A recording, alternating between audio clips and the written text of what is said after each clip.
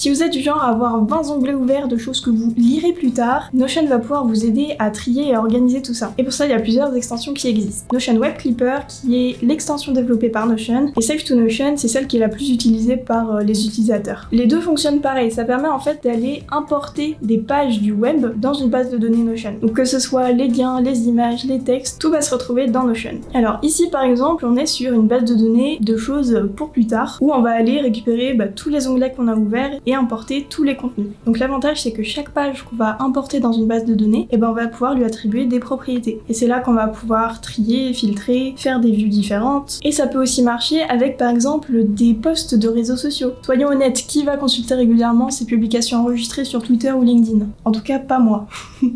Donc là par exemple, j'ai enregistré un post Twitter et quand j'ouvre cette page, je vais avoir le tweet qui est intégré dans la page. Ici c'est un article que j'ai récupéré du site Sciences et Avenir et quand je scrolle un peu dedans en fait, j'ai tout le contenu de cette page qui s'est intégré. Là par exemple, j'ai intégré un article depuis le site de Le Monde et donc j'ai des images, j'ai des textes, j'ai des liens cliquables qui me ramènent vers d'autres articles et on peut voir qu'il y a un peu de mise en page qui a été faite puisque on voit que là ça a été un titre, donc vraiment le bloc titre dans Notion. Donc pour faire un petit exemple et vous montrer comment ça marche, je vais aller enregistrer une page. Là, disons que j'ai trouvé ce super épisode de podcast, mais j'ai pas du tout le temps de l'écouter là maintenant, donc au lieu de le laisser dans mes onglets, je vais l'enregistrer dans ma base de données. Là, en l'occurrence, c'est le Notion Web Clipper. Il est plutôt simple, on va avoir le métatitre de la page qui se met comme titre de la page Notion, et je vais pouvoir choisir très simplement dans quel espace de travail ça va l'importer et dans quelle base de données. Je clique sur sauvegarder et c'est fait. Et là, je suis sur Save to Notion, donc je me suis configuré un petit raccourci pour faire en sorte que donc le nom ce soit pareil le métatitre. Là j'ai choisi qu'il y ait une image qui s'intègre dans la page pour qu'elle fasse office de couverture. Il y a l'icône du site qui se met automatiquement comme icône de page et j'ai choisi de présélectionner le type pour que ce soit un podcast. Comme ça se classe automatiquement dans ma liste. Je clique la page. Donc là je reviens sur ma base de données et je vois que le podcast, en tout cas l'épisode, a été intégré. Voilà, je l'ouvre et je vais avoir les infos qu'il y a à l'intérieur et il y a le lien de cette page qui est dans mes propriétés, donc j'ai plus qu'à cliquer dessus quand je veux revenir là-dessus pour aller écouter le podcast. Donc ensuite que j'ai importé des ressources que j'ai envie de consulter pour plus tard, je vais pouvoir faire un peu mon organisation à l'intérieur de ma base de données. Dans l'occurrence, j'ai une vue à consulter, donc c'est tous les articles ou les podcasts ou les posts réseaux sociaux sur lesquels la case consulter n'est pas encore cochée. Donc là disons que j'ai lu 7 articles et je vais aller cocher la case consulter et elle va aller se ranger automatiquement dans mon autre vue qui s'appelle archive. Comme ça me permet de faire quand même un petit tri entre ce que j'ai déjà lu ou pas. Et j'ai une troisième vue qui va être la vue galerie et dans celle-ci j'ai tous mes éléments enregistrés qui sont séparés, groupés par catégorie. Donc j'ai mes articles d'un côté, j'ai les podcasts et j'ai les réseaux sociaux. Là en l'occurrence j'ai pas grand chose donc j'ai laissé tous ceux qui sont consultés ou pas, mais si je commence à en avoir beaucoup et que ça commence à être le bazar, là ça peut aussi être utile d'appliquer un filtre. Un autre exemple que je trouve super utile à garder, c'est de se faire une boîte à outils. Donc en gros dès qu'on trouve un outil qu'on trouve intéressant sur internet,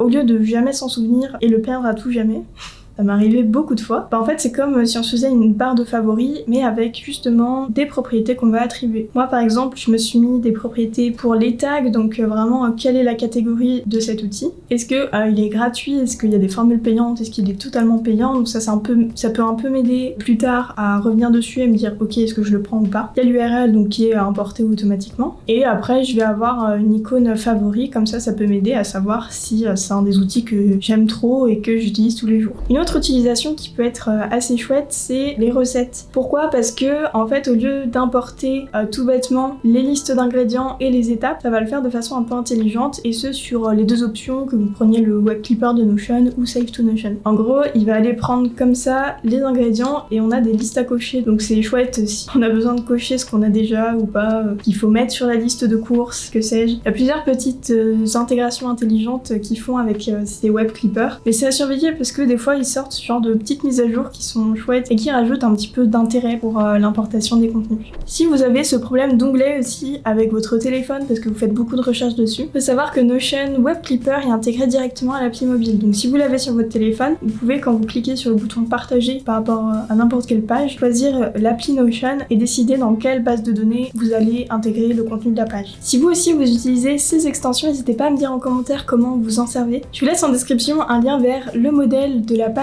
que je vous ai montré pour aller catégoriser toutes vos ressources grâce à Save to Notion ou le Notion Web Clipper. Mettez un like sur cette vidéo si vous avez appris quelque chose sur Notion et on se retrouve très vite pour d'autres astuces.